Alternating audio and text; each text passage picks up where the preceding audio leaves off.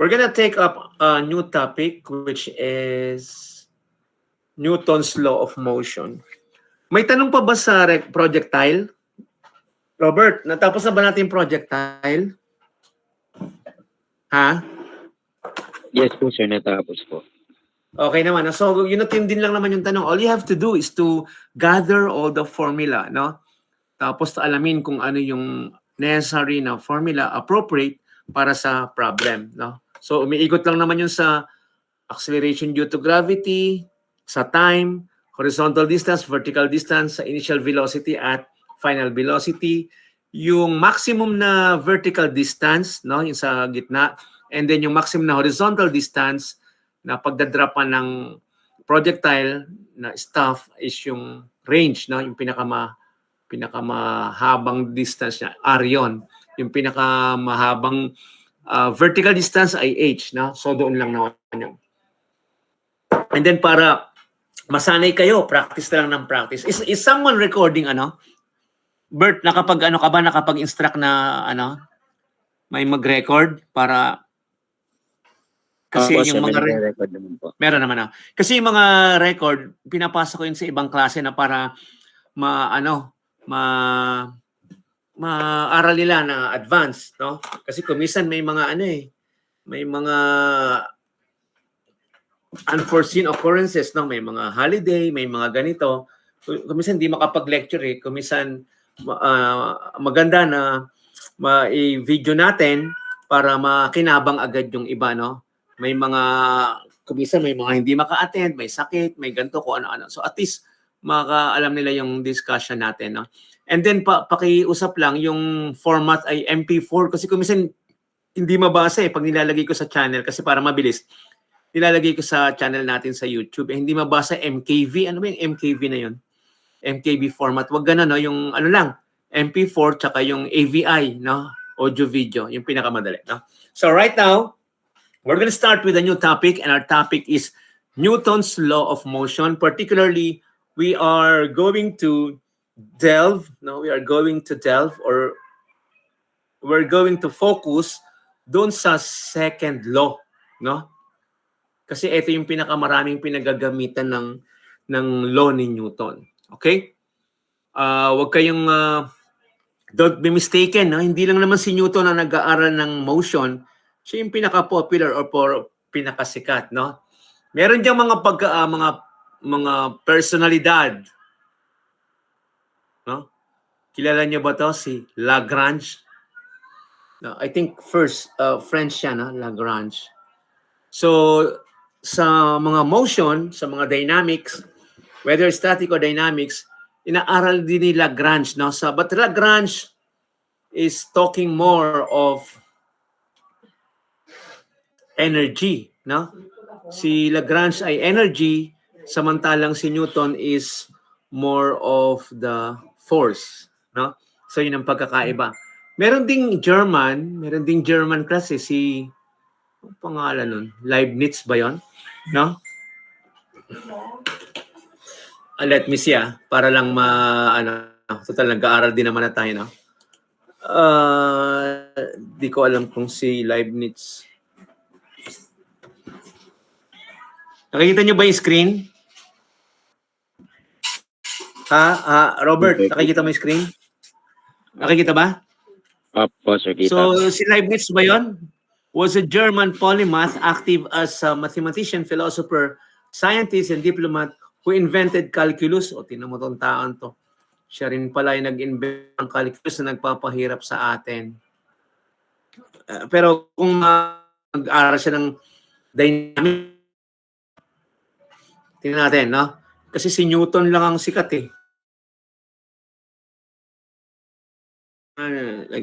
So sabi diyan, the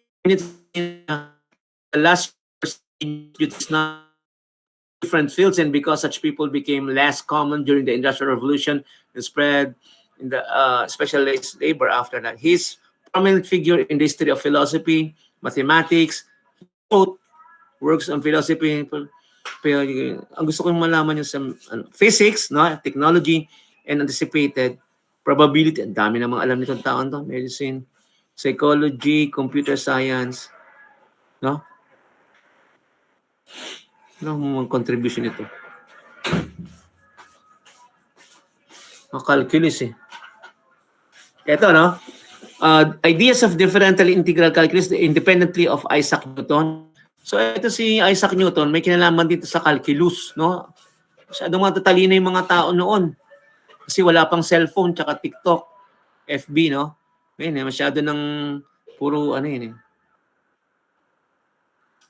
Leibniz notation is the conventional and more exact expression of calculus, law of homogeneity, non-standard analysis, mechanical calculators while working on the Pascal calculator. Ito, Leibniz wheel, pinwheel, no? Mga design niya, Leibniz wheel. So, ibig sabihin, pag nag-design siya ng ganyan, may alam siya sa sa dynamics, no? Marami siya na invento. Tsaka statics and so no? So, kaya lang hindi sila masyadong may mga bias kasi sa ganyan na hindi sila yung pinaka-prominent doon sa field na 'yon, no? So, although marami silang contribution, no? Pero ang pinaka-common na contributor dito sa field ng motion ay si Isaac Newton. Nakita niyo ba si Isaac Newton? Naalala niyo ba yung pagmumukha nito? Yung itsura. Yan. Nakita ba yung picture, Robert? Yes po, sir. Klaro po.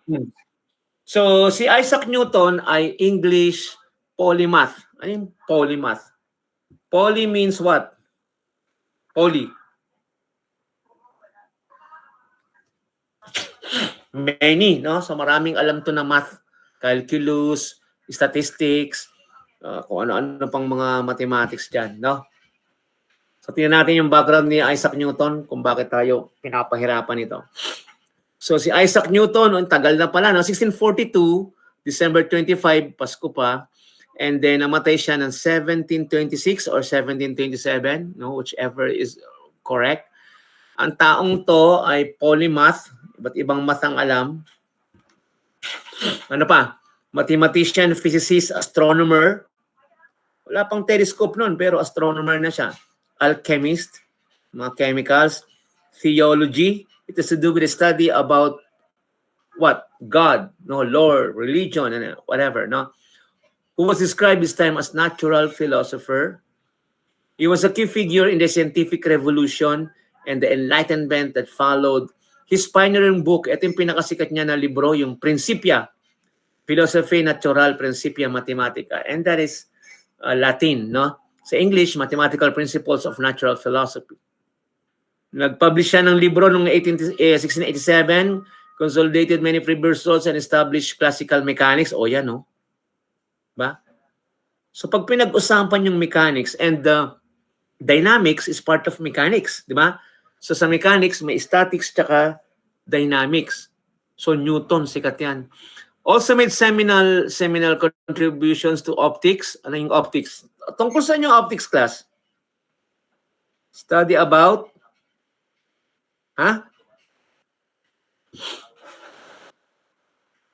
light, no? So optics is about light. Ano pa? Shares calculus, shares credit with German mathematician. Ito sinasabi ko sa inyo, no?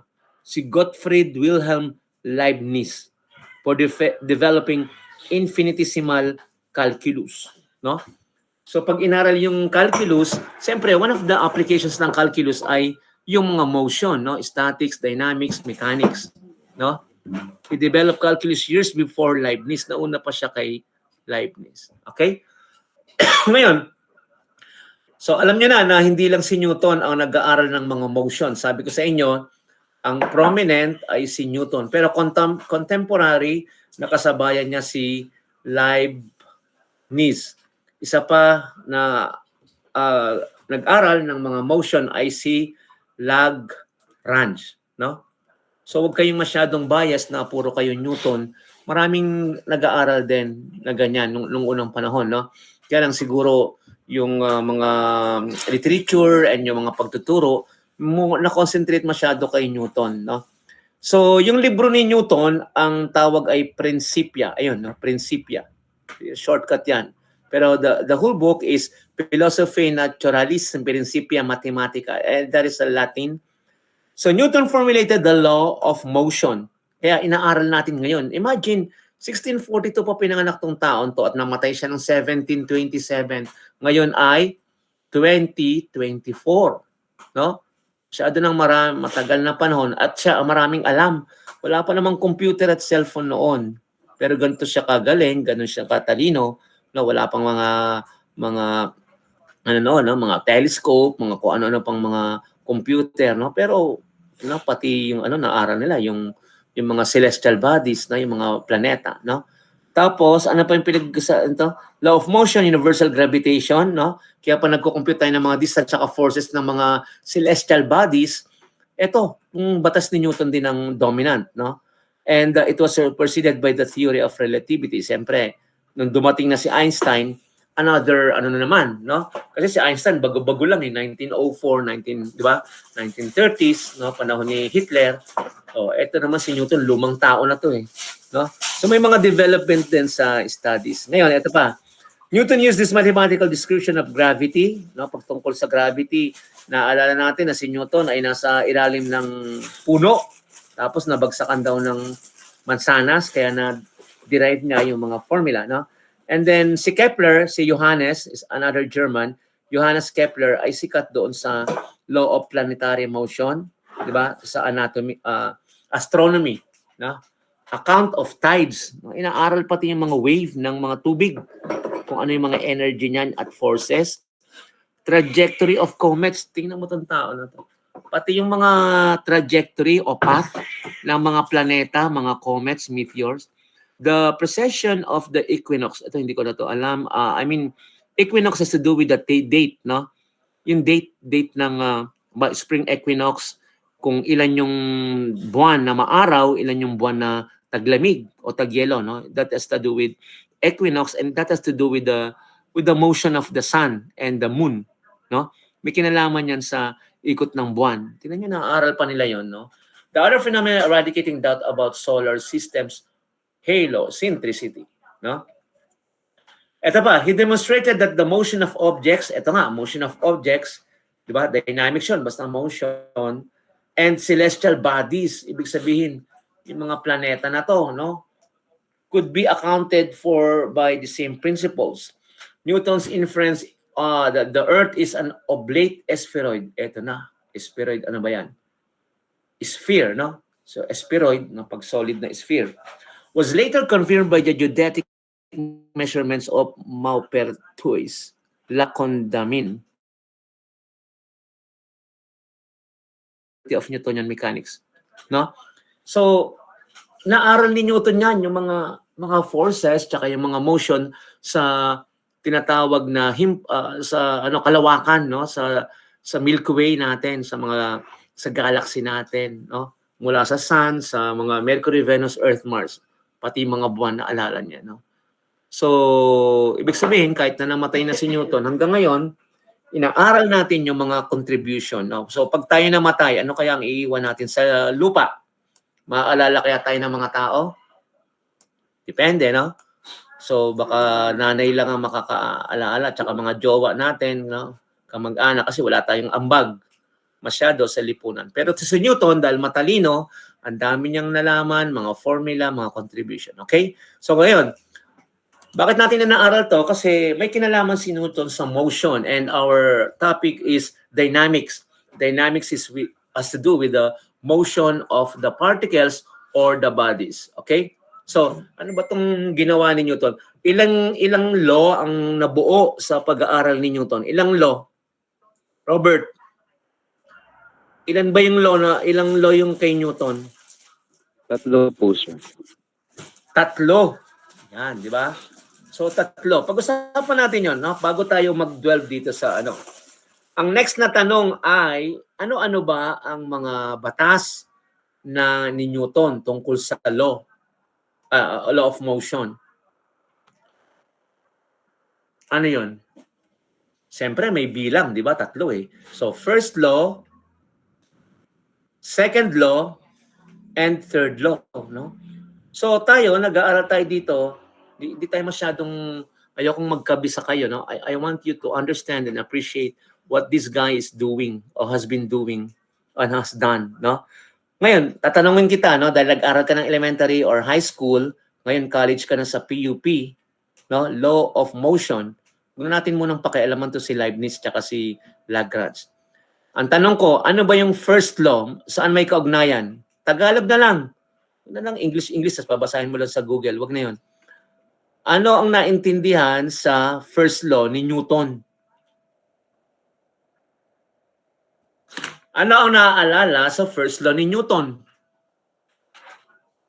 Tagalog na lang, wag nang binabasa. Basta, sir, ang first law ni Newton ay ganito, ganyan. Ganun lang.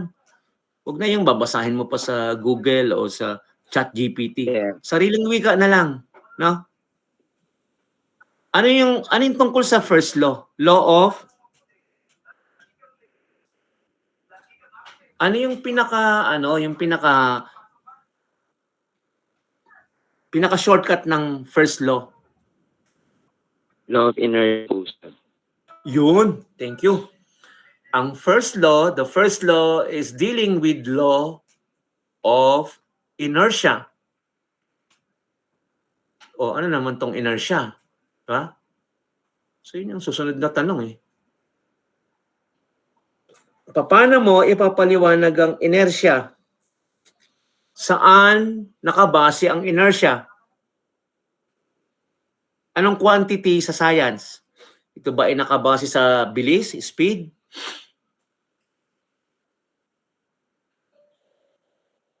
O sa bigat?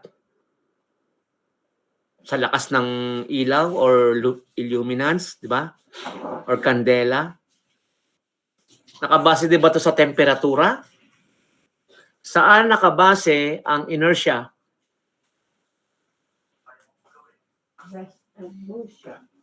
Oh, anong year na ba kayo sa PUP? Second year na. Tanong ko naman pang elementary.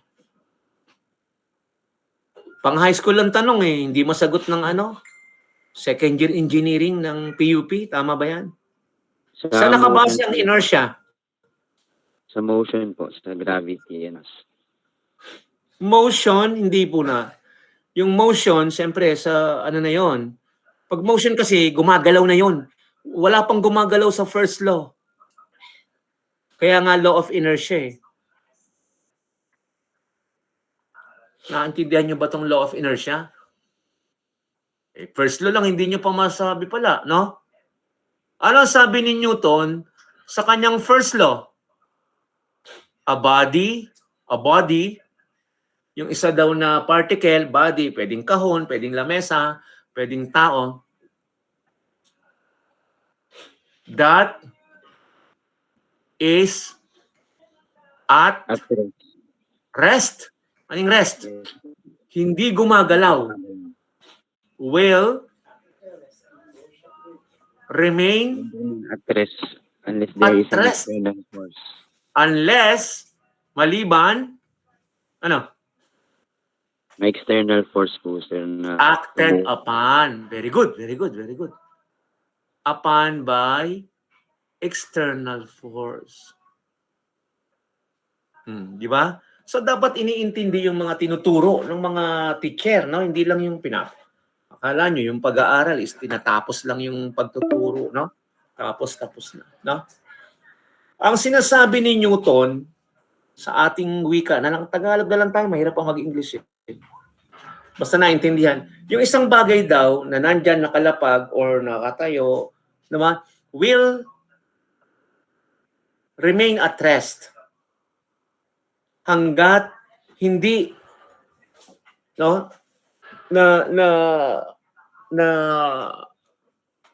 acted upon, ibig sabihin hindi siya na bubulabog, no? Hindi siya binigyan ng tulak kasi force, no? Ano ba yung force?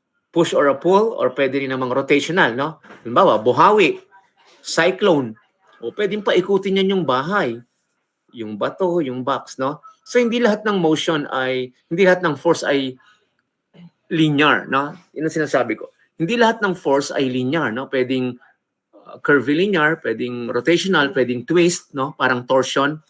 And you're going to study that later in your higher years, no? Pero to simplify matters, pag walang nag-a-act na force sa isang bagay, mananatili pala siyang nakatigil. Naintindihan ba? Yun ang sinasabi ni Newton. Di ba? Halimbawa, nandyan yung laptop mo o cellphone. Eh, hindi naman yan siguro lulutang tsaka uusog kung walang mga force. Ano yung force? Pwedeng hangin, no? Hinangin. Pwede mong inusog. Pwedeng tinamaan ng kung ano. No? So may external force. No? So, ibig sabihin, yun yung inertia. And what is inertia all about? Ang quantity or yung tinatawag na parameter na associated sa inertia ay letter M. Ano yung letter M? Robert, ano yung letter M? Ha? O sige, sagot na lang. Hindi ko makita eh. Volunteer na lang, class. Hindi ko Mass kasi po. na... Mass, very good, no? Mass. So, ganun ang pag-aaral, no? Ganun yung pag-iintindi ng konsepto. Pag sinabi mo na inertia, ang pinaka parameter na associate doon ay mass. Ngayon, ano ba yung mass? Ano ba yung weight? O dahil ikaw ay second year na taga PUP Manila, dapat alam mo yung mass at weight. Ano ang pagkakaiba ng mass at weight? Magtawag nga tayo ng magandang pangalan dito na binigay ng inyong mga magulang. Yung binigay sa inyo ng mga pangalan ay napaka no? Tuwan-tuwa yung magulang nyo nung pinanganak kayo. Maganda yung mga pangalan nyo. So, tawagin natin yung magagandang pangalan. Isa, si Ninya. Ninya, magandang hapon Ninya. Nandiyan ka ba Ninya? Ninya Fernando. Ninya? May mic ka ba Ninya? Ninya? Ninya, 12. Yes po, sir. Medyo connecting po. Okay. Oy, class, eto sabi ng Google, your call ends in 12 minutes. Na siguro mga 2 minutes. Ano tayo ha? Paalala niyo sa akin kasi kailangan ko magbigay ng another link. No? So ngayon, Ninya, ang pinag-usapan natin ay law of motion ni Newton. May kaugnayan yun sa bigat. No? Sa Tagalog kasi, pag tinagalog mo yung mass, bigat. Pag tinagalog mo yung weight, bigat, no? Bigat. Gaano ka bigat? Timbang. Anong pagkakaiba sa'yo ng mass and weight, Ninya? Sir, kapag yung mass po, yung amount po ng yung mass po, amount po ng matter sa body. Sa While isang yung body, weight, sa isang object. Okay, very good. while yung Yung weight po weight, is yung with connection po to gravitational force. very good. Thank you, Ninya. Na very exact answer. No? So pag sinabing weight, may kaugnayan na yung gravity. Pag sinabi yung mass, wala pang kaugnayan yung gravity. So hindi nagbabago yung mass ko dito.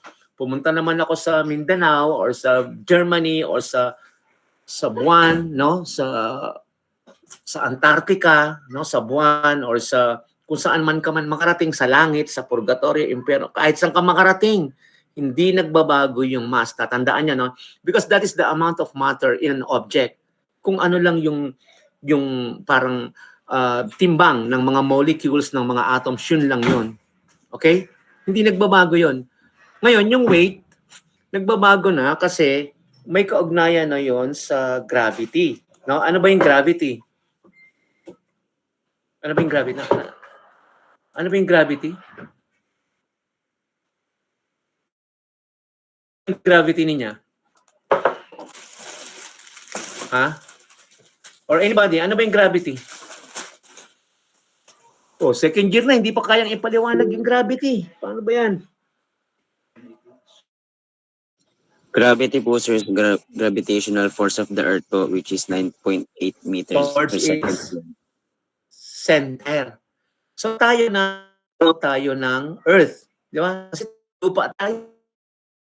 Di ba? Naibabaw mga building, yung mga car, mga puno. Hinihila tayo towards the Earth. Otherwise, kung walang gravity, lulutang tayo, no? Gusto mo ba namamalengke ka, nasa himpapawid ka, pumapara ka ng tricycle, ng kotse, o sumasakay ka ng kung ano man, di ba? So, hinihila tayo towards the center of the earth. No? So, anong formula ng weight?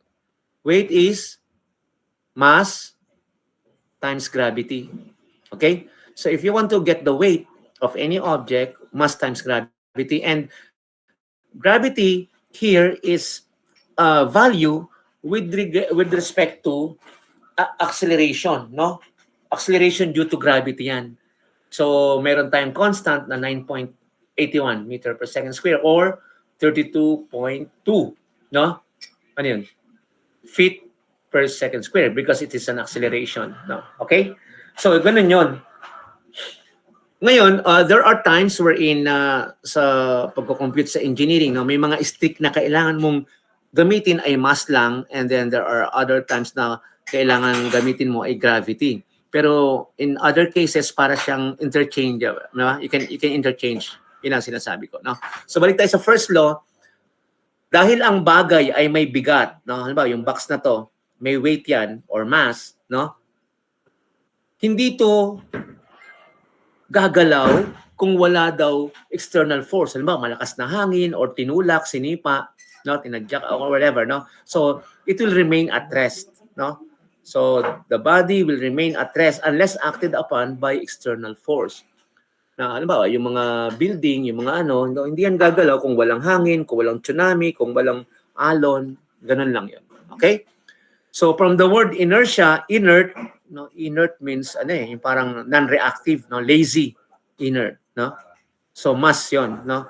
So, para maintindihan siguro yung ano, yung first law, di ba, first law, para maintindihan yung inertia, alam mangyayari pag hinugot mo yung electric fan, di ba?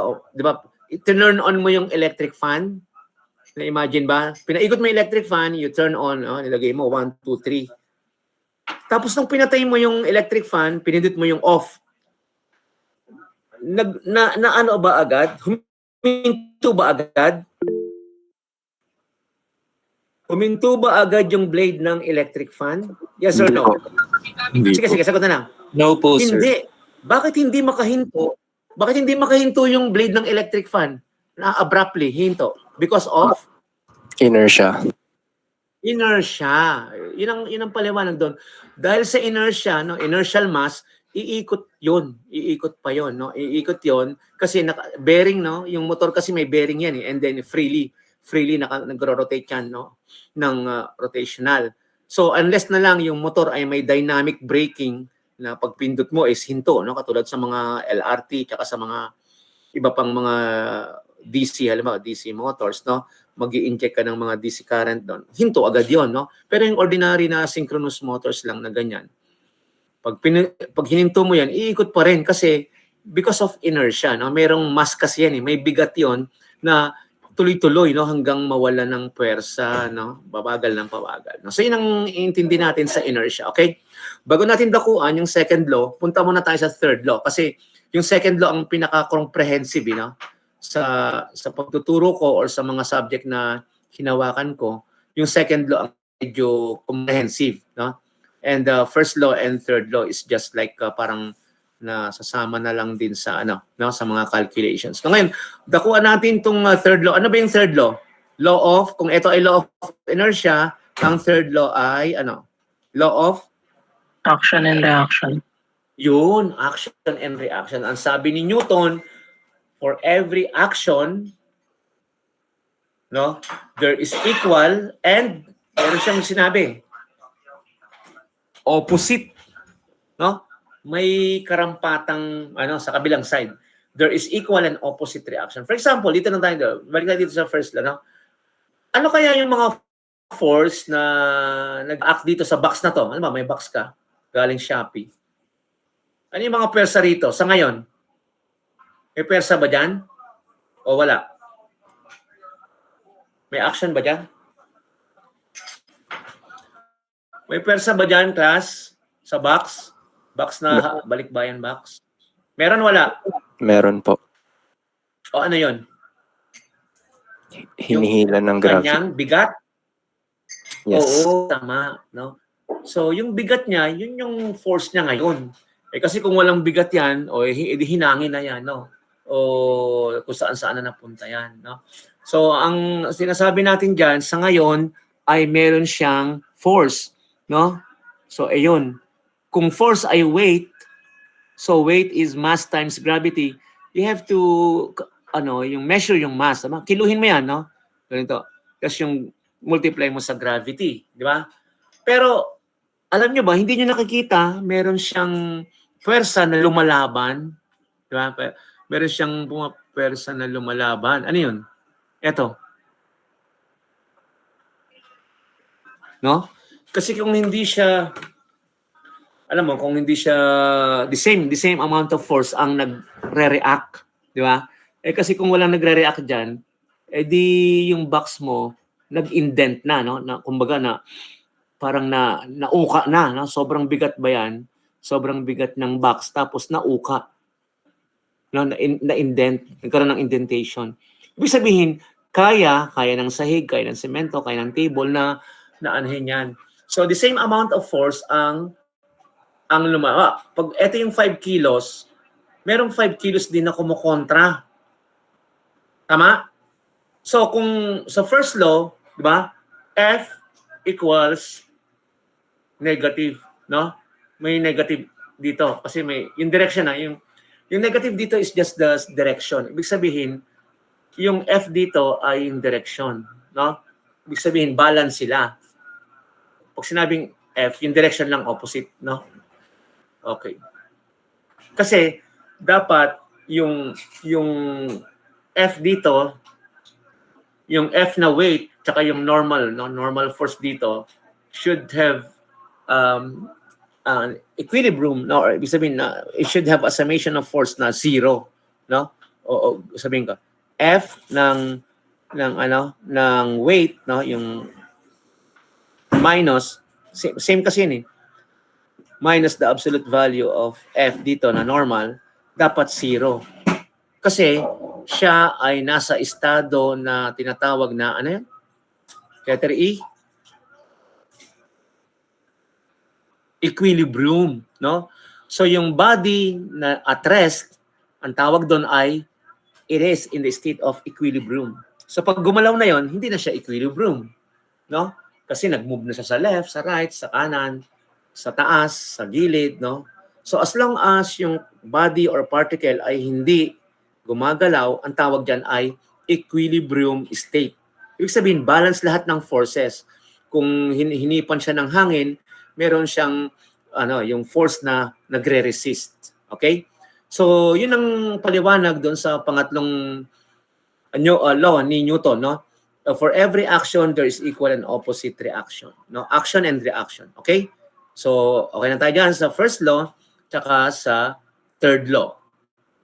Okay na pa tayo doon? So, punta na tayo doon sa more comprehensive na law, no?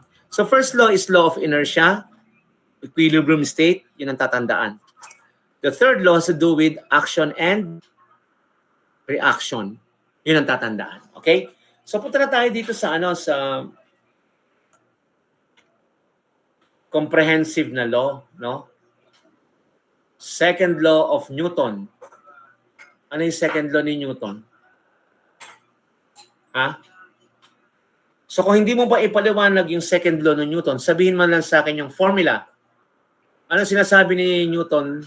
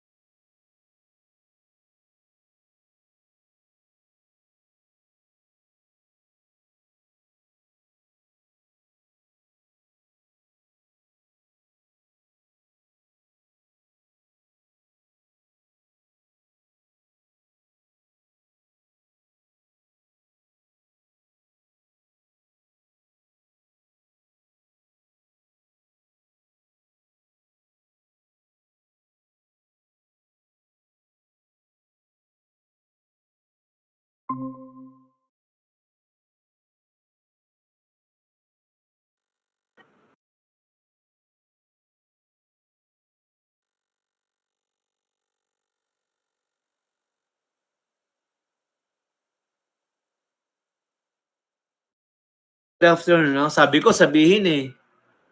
Class. Sabi ko sabihin kung mag-expire eh.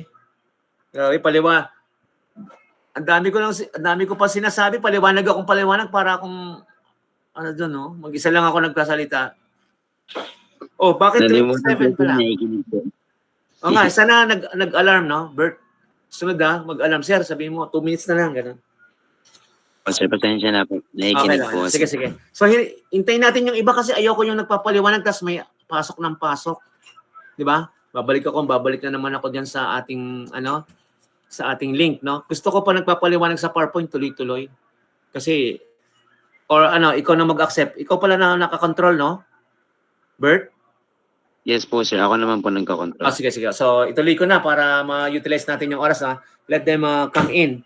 Let them come in, no? Ikaw naman nagko-control. So, I'm gonna continue yung presentation. No? I-share ko ulit sa ating discussion, no? Kasi we're establishing the foundation ng ating knowledge, no? Hindi yung formula agad na dapat naintindihan natin yung konsepto ng mga batas ni Newton. Okay? So, ito na tayo. Nakikita na ba, Bert? Yes, sir.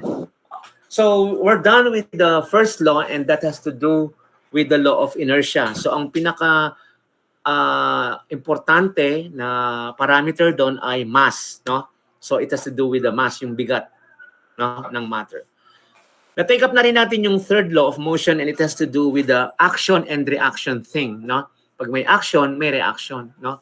Kahit na yung isang bagay ay nandyan lang, nakatayo o hindi gumagalaw, may nagre-react dyan. No, halimbawa, yung building, no, yung mga box, yung refrigerator mo, no, ikaw na nakatayo dyan, may nagre-react na opposite reaction o opposite force that makes the system balance. Kung hindi nagre-react yan, edi yung bahay mo dumausdos na, no? Or lumubog na. Yung ref mo, lumubog na yan sa lupa kasi mas mabigat. Di ba?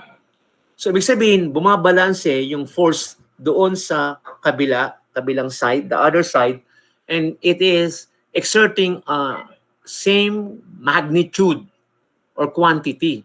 Ano ba, pag 5 kilos din, pero opposite. Kung pababa ay 5 kilos, pataas ay 5 kilos din, and that makes them balance.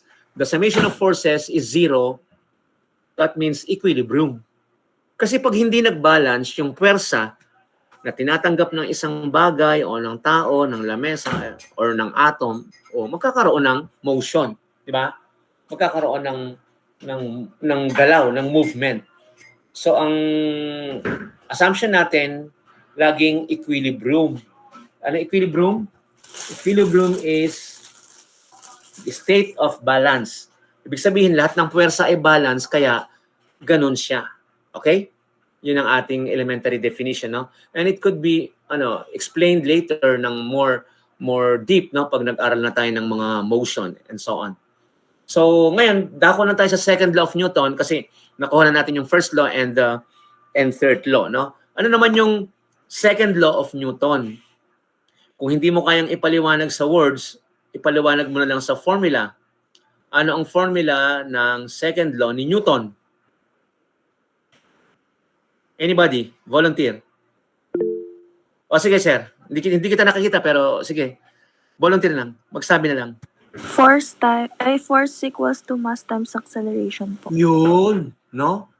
Sabi ni Newton, yung force daw, yung puwersa ay produkto ng mass o bigat tapos yung pagbabago-bago ng bilis.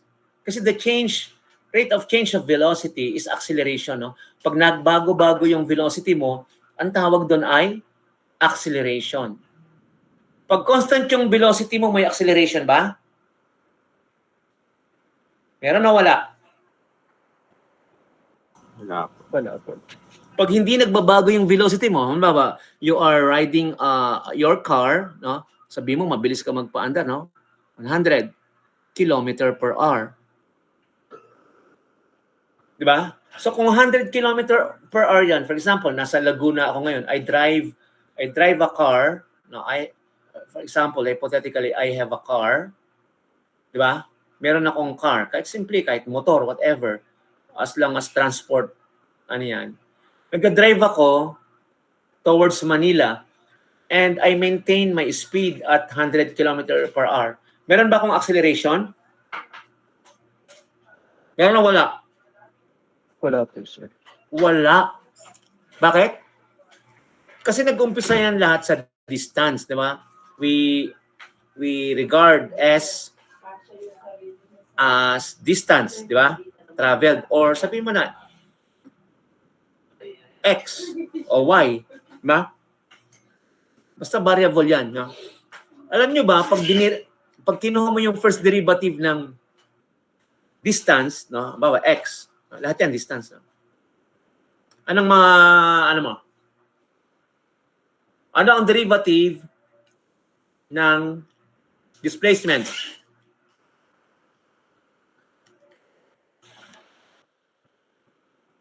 Distance over time. Ano yun? Ano yun? Pag kinuha mo yung rate, no, rate of change ng distance, baba, di ba? Gano mo naabot yung distance, inoorasan mo, no? Ang tawag doon ay velocity, di ba? Ngayon, yung velocity, i-derive mo na naman yan, no? d over dt of x. So magiging d squared over dt squared of x or x double dot. So ibig sabihin, meter per second, yung bilis niya, kinuha mo uli yung rate. Inoorasan mo, no? Tinitingnan mo yung pagbabago-bago ng velocity. So magiging meter per second square. Anong unit yung meter per second square? Unit ng? Ano yung unit yung meter per second square? Unit ng? Acceleration. Acceleration. No? Ngayon, pag ito ay constant, no? Hindi nagbabago, puro 100. So, ibig sabihin, final velocity minus initial velocity is 0. No, nothing changed. What is the derivative of a constant?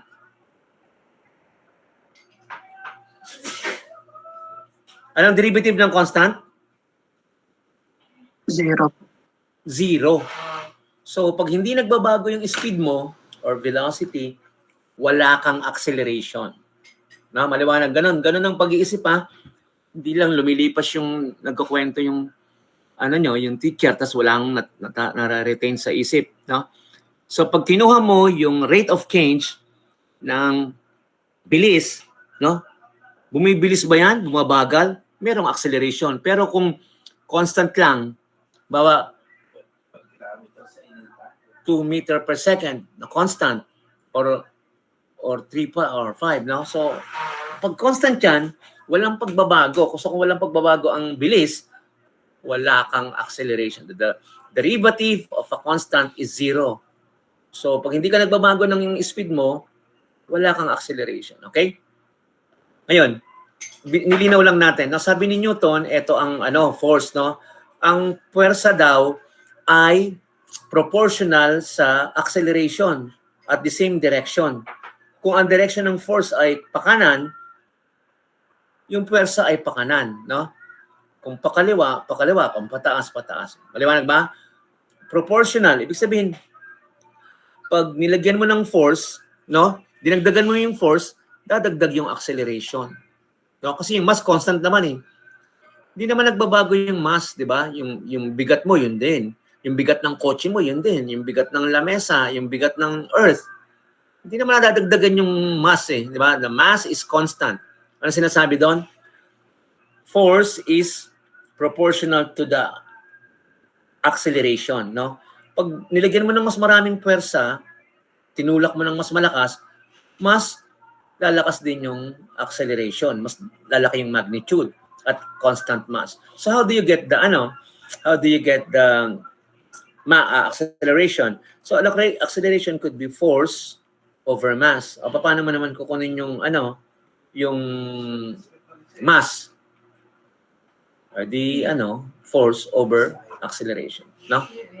Magkakaroon ka ng rate of constant, no? Naintindihan ba?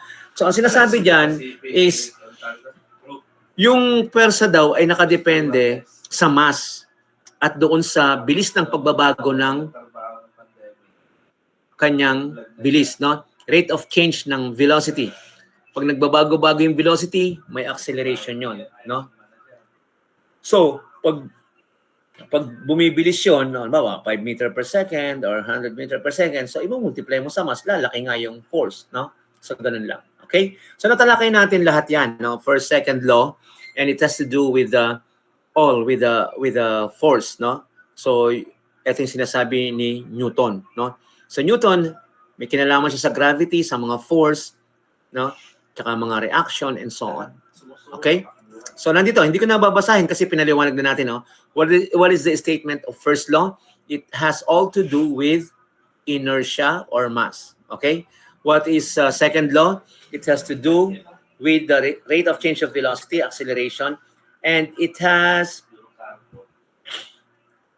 the same direction with the force, no? Kung nag-apply ka ng force pa kanan, ganun din yung acceleration, no? Kasi nakabase acceleration doon sa force, which is the ibig sabihin sa speed, no? Kasi speeding to the right, no, sa velocity niya at direction, same lang, no? So palaki ng palaki yung force kung lumalaki din yung acceleration and vice versa, no? At constant mass, di ba? Ngayon, kung malaki yung mass mo, di lalaki talaga yung force kasi maliit na kahon over malaking kahon. So, kailangan mo ng mas malaking force. Okay? So, yun ang sinasabi niya dito. In terms of formula, ito yung force equals mass times acceleration. That's the second law of motion. No? It gives the relationship between the mass and acceleration of the object. According to the law, force is equal to the product of acceleration and mass. Same direction. Okay? So, sa third law, equal and opposite reaction. No, third law. Ito yun. So the third law has to do with the magnitude, equal magnitude, pareho sila ng ng intensity, ng timbang, but magkaiba ng direksyon. No? That is the Newton's third law of motion. Okay? So maliwanag na yung pagka-review natin, ha? Ngayon, punta na tayo sa ito yun, no? Equal and opposite reaction. Yung negative dito means reverse direction lang. Okay? Kaya ang kanilang suma total ay 0 dahil equilibrium. So tingnan natin itong problem number 1 para natin ma-solve yan sa pamamagitan ng law ni Newton.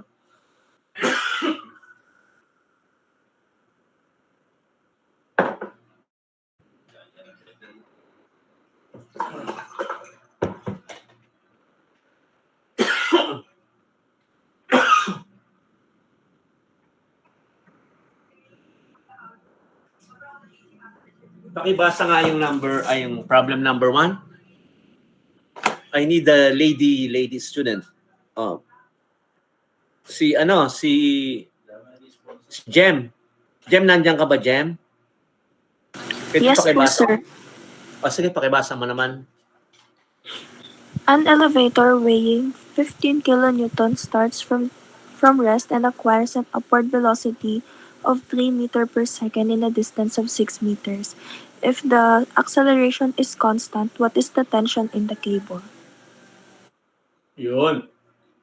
So, ano yung mga given dan, Jem? Meron pong weight na 15 kilonewton, initial velocity na 0, final velocity na 3 meters per second, and distance na 6 meters. Ano yung pinapahanap? Ano yung pinapakuha? We're looking for the tension po sa cable. Yun, kasi alam mo ba yung elevator, Jem, may cable yan, no? Pag pumunta ka sa SM, yung mga SM ngayon, ang elevator nila ay gawa ng, ano ba yun? Hyundai. Kahit sino may gawa. Pero transparent na eh. Yan mga elevator na ganyan. Yan ang elevator sa MRT, tsaka LRT, no? Pero pag pumunta ka sa SM, transparent na, no? Parang glass or hardened plastic na transparent, no? So, ang point ko doon, you can see the other elements or mga accessories doon. May cable doon. Para saan yung cable? Para saan yung cable sa elevator, Jem? Para po makaangat and makababa siya. Tama, panghila, no? Pag angat niya tsaka pagbaba niya, hinihila siya ng kable. So kung may kable, ano yung kapartner ng kable, Jem?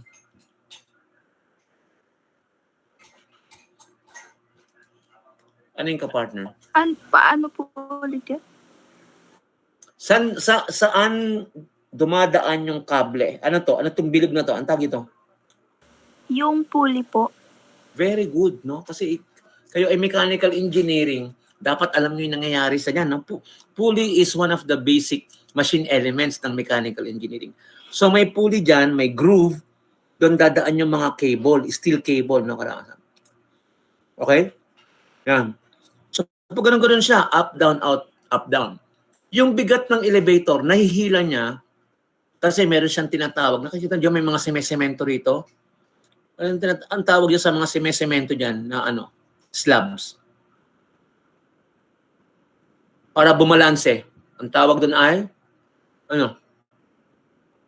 Counterweight po, sir. Counterweight. Very good. Very good. Thank you. Kasi pag walang counterweight, di ba, mahihirapan kang i-control yung speed niyan, no? Pwedeng ang bilis-bilis, di ba? Or sobrang bagal, nahirapan ka.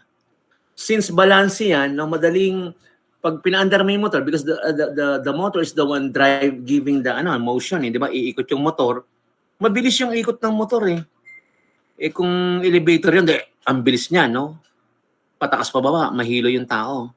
So, kailangan na may bumalansi sa bigat, no, ng elevator. Ang tawag doon ay mga semesemento diyan, counterweight, no. So nakatali 'yon, no, kasi may diyan, may hook. May lalagyan diyan, no. So ito yung pulley. Kaya pag pinag-usapan yung pulley, yung engineering term or force na ginagamit ay T, tension, no?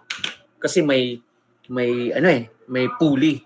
So merong cable na pag ang ginamit natin ay mga kable tsaka belt, no? Alam niyo naman yung belt, di ba? Belt ng conveyor or belt ng mga sa motor, no? May tension diyan, no? Okay, sprocket, may tension diyan, okay? So, yun ang task natin na paano ko kumpitin yung tension, no? Alam niyo naman yung tension, di ba? Yung tension is the force tending to move away from the center, no? For example, ito yung yung kable. Ang tension yung away from the center. Di ba? Tensile tension. Pag yung force mo ay toward the center of the particle or the body, anong tawag doon? Pag pinipipi mo, Compression. ang tawag ay compression, no? So compression towards the center of the body or particle, yung tension pahila, parang nanghihila ka ng goma or alam niyo ba tong pinto, di ba yung pinto mo? Ito yung pinaka hamba. May pinto diyan, di ba? Merong spring diyan, di ba? Ang tawag doon ay tension spring kasi pag binukas mo, mahahatak, no? Pag nahatak, ibig sabihin nagko-consume siya ng energy ng spring, di ba? Tension, nahihila siya. Tapos pag binitaw mo, babalik. Compression, babalik siya sa normal na. Okay? So how do we get the tension, no? Ito. Ay, may mga ano-ano kasi. Ito, linisin natin para malinaw. So how do you get the tension? Ilipat ko lang kasi na-discuss ko na ito sa ibang klase. Kaya may mga annotation. So we are asked to find the so-called tension. Ang isang skill na kailangan para ma-compute mo yung mga problems sa mechanics, especially sa dynamics, ay yung tinatawag na, pag dinrawing mo yan, anong tawag dyan? Anong tawag dyan? Pag dinrawing mo yung mga box na nire-represent mo yung mga element ng box at nilalagay mo yung mga forces, anong tawag dyan? Free body diagram. Free-body diagram. Free body diagram, no? So ibig sabihin, kukunin mo yung body, tapos titingnan mo kung ano yung mga forces. So ito, 'di ba? Sabi ko nga pahila away from the center. Kung ito yung sentro ng body in subject, ibig sabihin kung ito yung sentro ng bagay na pinag-uusapan natin, ano ba pinag-uusapan natin dito? Di ba pinag-uusapan natin dito ay elevator? So itong elevator, ang tension niya is either papaganto or papaganyan. Di ba? Kasi away from the center eh. Ang weight niya ay ito. So kung meron siyang pababa na weight na ganyan, pataas din. No? Dapat meron siyang ganyan. No? The same magnitude, ibig sabihin, pareho yung halaga ng pwersa pero magkaiba ng direksyon. Di ba? Yun yung sinasabi natin na third law. Di ba? Yung action and reaction. Okay? So yung tension, ano ba yung tension? Tension is also a force, di ba? Yung tension kasi force din yun eh, na pahila o patulak. And pag pinag-usapan yung force, according to the second law, kasi doon tayo nakafocus sa second law eh. Ano yung formula? The formula is mass times acceleration. Ngayon, punta tayo sa pinapagawa sa atin. Ang pinapagawa sa atin ay hanapin ang tension sa cable. Alam natin na yung cable, binubuhat niya tong weight na to. No? Hindi naman sinabing may tao, may bagay. Basta sinabi lang na may cable na ganito yung bigat. No? Hindi niya sinabi na may tao, may refrigerator, or may box. Wala naman siyang sinabi. So ang concern lang natin, etong weight ng elevator. Di ba? So ito yung ating given.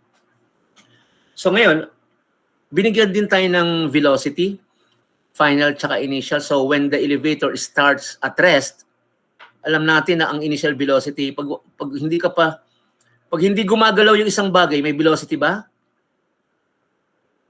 Wala. So ang kanyang velocity ay 0 meter per second. Tapos nung gumalaw na siya, nag-start na siyang gumalaw, ang final velocity niya ay 3 meter per second. So ayun yun. So we're gonna use yung mga equation na natutuhan natin before, no? So final velocity squared is equal initial velocity squared plus 2AS. Di ba? Ano yung A? Acceleration. Acceleration due to gravity, no? Acceleration due to gravity. Ano yung S? Displacement. Distance. Since yung S ay sa rectilinear, ito naman ay vertical, no? Siyempre, vertical. Kung ang horizontal mo ay X, ito ay Y. So kaya ginawa na lang Y, no? Para more descriptive sa motion. Because the elevator is traveling up and down, no, in a vertical manner. So ito yun, 2AS. The question is, meron ba tayong final velocity? I think we have, saan na ba yun?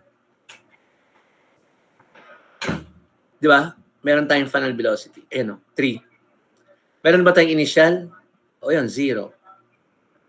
Meron ba tayong distance na na-travel ng elevator? Vertically, meron. 6. Di ba? So, yun. Okay? So, kung iisa-isahin natin, ito yun, no? The solution is like this, no? Kukunin mo to, pa-plug-in mo, matitira ay A, no? So, yun ang A. Pag nalaman mo yung acceleration, no, yun ang pag nalaman mo tong acceleration, ano ang next move?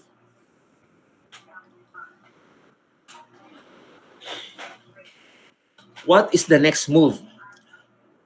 pwede mo lang i-substitute yung acceleration dito, no? Kasi yung mass naman ay binigay eh, no? I mean, weight ang binigay, no? Pero makukuha mo yung mass. Mass is ano? Weight over gravity. Kasi weight yung binigay dito, no? So hindi pa yan mass. Mass is equals weight over gravity. Ngayon, we can substitute the equation na F equals mass times acceleration. Eto, no? So, sinasabi lang dito na summation of forces going up is positive. Di ba? Going up is positive. Tapos, ito naman, kung going down is negative. No? So, ayan. Paano mo makukuha yung pwersa? Ima-minus mo, no? T minus W. Nakuha ba to? Ito yung nasama mo sa equation. Yung tension daw, ito yung tension minus weight equals force, no? Net force. And force is mass times acceleration. Ulitin ko. Kung nakahinto yan, anong equation natin? Tension minus weight is supposed to be 0. Kung nakahinto, di ba? Kasi at rest eh, at rest. So kung ang elevator mo ay nakahinto, balanse. Ibig sabihin yung pwersa na humihila pataas, taka yung pwersa na humihila pababa ay 0. No? Eh kaso naka-motion siya, no? So, eto lang, T minus W in general is the force, no? Nakukuha ba? Kasi ito yun eh. Mass times acceleration eh. So, force is mass times acceleration. Okay? So, tingnan natin kung magkano yung tension. So, yung mass, makukuha natin na weight over gravity. We have weight, 15,000 Newton. Bakit? Kasi 15 kilonewton. Yung K dito is a prefix meaning 1,000. So, you can substitute na lang 15,000. No? Yan. Kasi Newton yung pinag-usapan and then later, pwede naman nating i-convert. No? Tapos, i-divide natin sa gravity. Ito. So, 15,000 Newton divided by 9.81. No? Bakit natin convert na Newton? Kasi, di ba, ito yan eh. Etong Newton, ito ay gravity. So, pwede nating i-convert. Dahil yung Newton is kilogram meter per second square. No? Para maging align lang. No? So, for every Newton, that is the amount of force equivalent to 1 kilogram that travels 1 meter of distance divided by S square. Okay? So, kaya ganyan. I-multiply din natin ng acceleration. Ito yon. Ito yon. Plus W. Ano yung W? 15,000 Newton. Okay? So, let me check the units para maintindihan mabuti, no? Dito tayo. Kunin natin to para makita ng lahat, no? Kasi yung iba baka hindi nakikita yung yung mga units eh.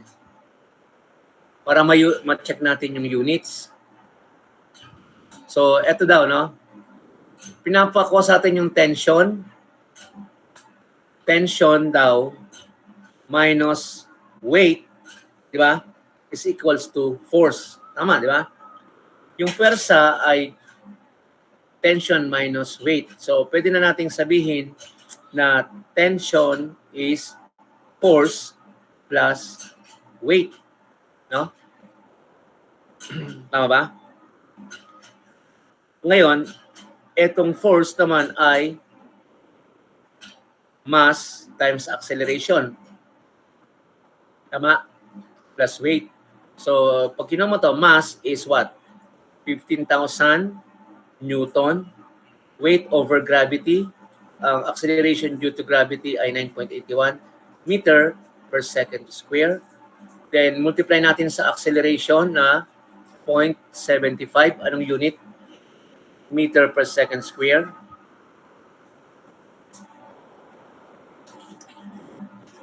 plus yung weight na 15,000 Newton. Okay?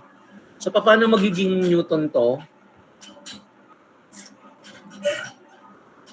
Ayun, no? Meter per second square, nandun. Meter per second square is nasa numerator, cancelled out. So, if you are going to divide 15,000 with this 9.81 and multiply by 0.75 Newton, no? So, makakuha ka ng Newton. Ang nakuha mo ay 16,147 Newton. Dahil malaki masyado to, pwede naman tayong gumamit ng prefix sa engineering. So, divide mo ng 1,000.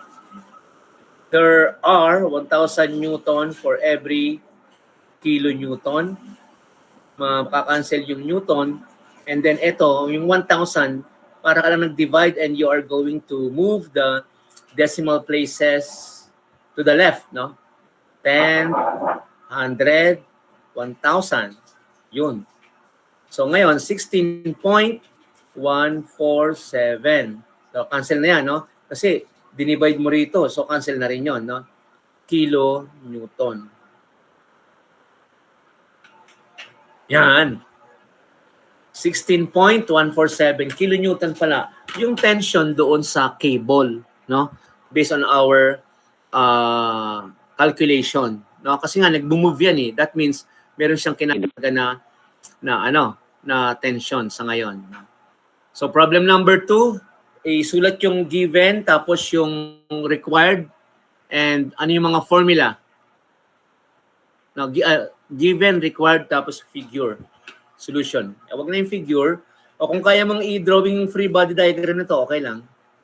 So let me pull another color. So ang gusto ko na ano nyo ay given. Lagyan yung mga given. Required. Yung pinapahanap. Figure. I want you to convert this into free body diagram. Di ba? Lagyan mo ng box. Tapos may pulley. May crane doon or lever, no? So, given required figure, no? Free body diagram. Then the last is solution. Ay, solution, yung formula. Okay? So, I'm gonna give you what? No, 10 minutes, malapit na pala mag-time eh. So, bago mag-time, dapat ma-answeran natin to, no? So, I'm going to give you like 10 minutes para ma-discuss pa natin. I'm gonna call. Magko-call ako ng isang, mag-volunteer, yung confident enough para explain yung gawa niya, no? So I'm giving you 10 minutes tapos papaliwanag ng 5 minutes, no? So i-flash ko uli. Alisin ko lang yung maingay kasi dito sa bahay para hindi kayo maistorbo. I-off ko muna yung phone ko